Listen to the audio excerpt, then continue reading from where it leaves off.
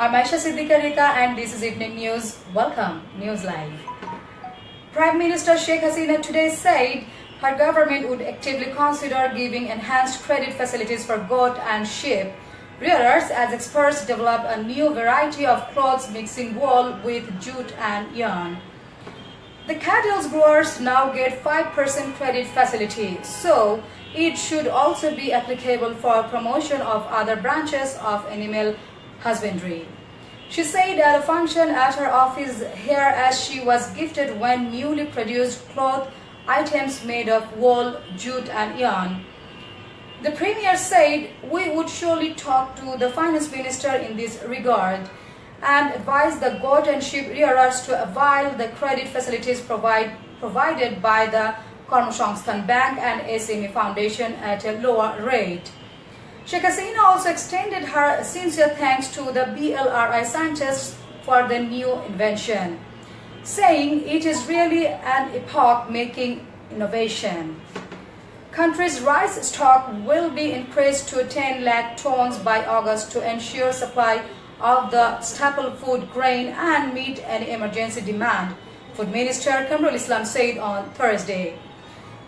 There is no food crisis in the country, the minister asserted during a press conference at his Secretariat office, when he also gave details of the government's ongoing efforts for maintaining a comfortable rice stock. According to the minister, 1.10 lakh tons of rice would reach in Chittagong port from Vietnam by July, when other 1.8 lakh tons would come in August.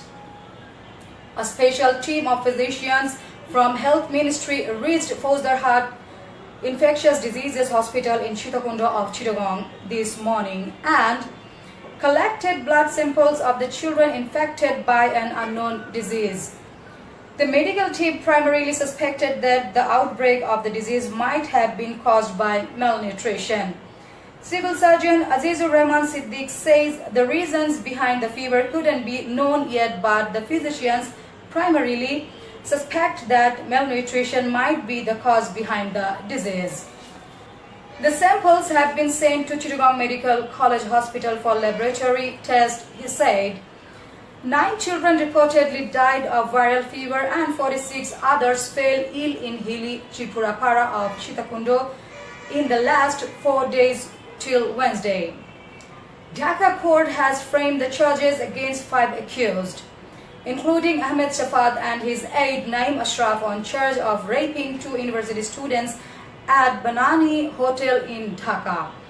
Women and Children Depression Prevention Tribunal 2 Judge MD Saiful Azam passed the order on Thursday.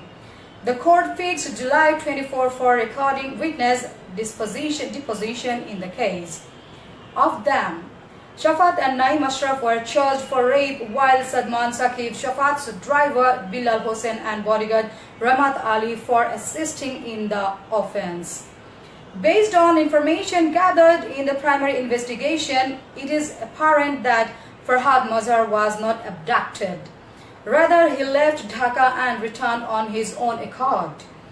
The Inspector General of Police AKM Shahidul Haq said today at a press briefing at the police headquarters in the capital this afternoon.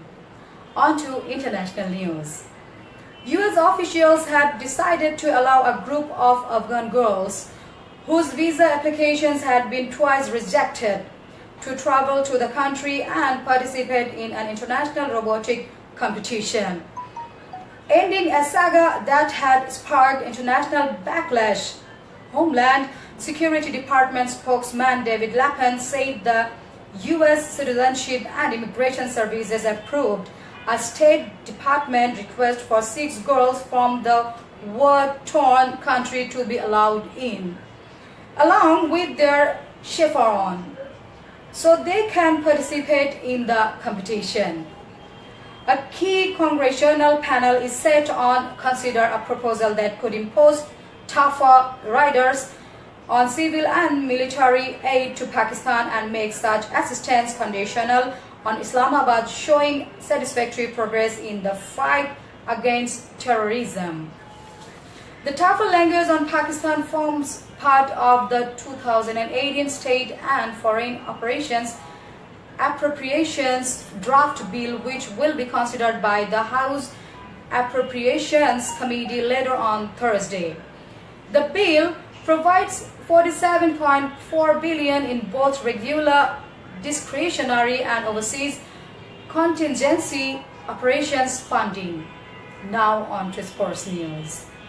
Former top football officials Chuck Blazer, whose evidence to U.S. investigators helped trigger the FIFA corruption scandal, has died.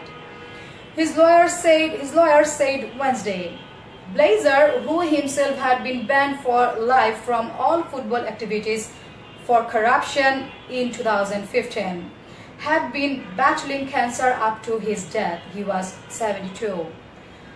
That's all from the newsroom for this moment. Thank you for staying with us.